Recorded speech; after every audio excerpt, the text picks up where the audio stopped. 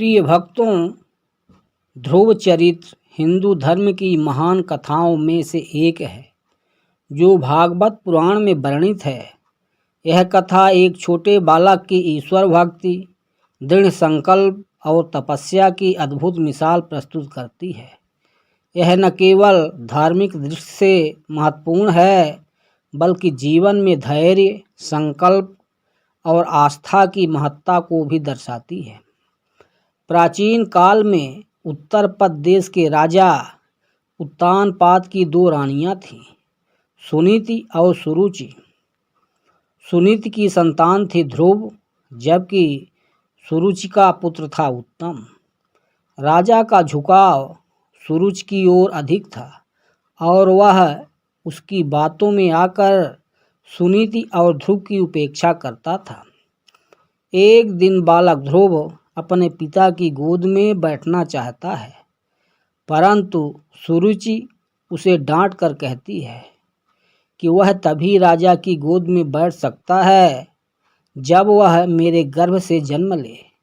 यह बात ध्रुव के मन को बहुत ठेस पहुंचाती है। ध्रुव रोते हुए अपनी माँ सुनीति के पास आता है। माँ उसे सांत्वना देती है और कहती है कि यदि तुम्हें सच्चा सम्मान चाहिए तो ईश्वर की शरण लो, भगवान ही सबका कल्याण कर सकते हैं। ध्रुव मात्र 5 वर्ष की आयु में वन की ओर निकल पड़ता है। मार्ग में उसे देवराज नारद मिलते हैं, जो उसकी तपस्या की परीक्षा लेना चाहते हैं, परंतु ध्रुव का संकल्प अडिग होता है। नारद जी अंत में प्रसन्न होकर उसे ओम नमो भगवते वासुदेवाय मंत्र देकर तप करने को कहते हैं। ध्रुव 6 महीने तक कठिन तप करता है।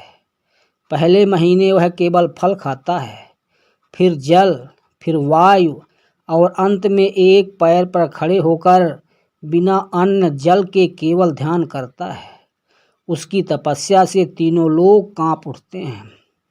ध्रुव की निष्ठा और भक्ति से प्रसन्न होकर भगवान विष्णु उसके सामने प्रकट होते हैं।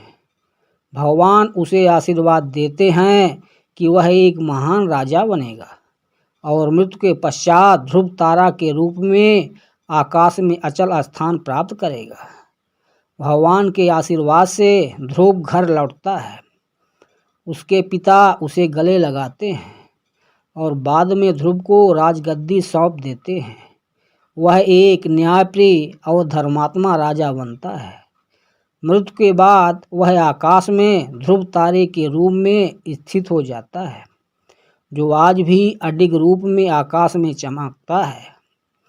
ध्रुव के चरित्र से मिलने वाली शिक्षाएं: सच्ची भक्ति उम्र नहीं देखती, अपमान और पीड़ा भी आत्मबल को जागृत कर सकते हैं, ईश्वर में अडिग विश्वास असंभव को संभव बना देता है, धैर्य और संयम से हर बाधा पार की जा सकती है, एक बार लक्ष्य निर्धारित कर लेने के बाद समर्पण आवश्यक है। प्रिय भक्तों, इस प्रकार की रोचक जानकारी के लिए कृपया वीडियो को लाइक और चैनल को सब्सक्राइब कर लें।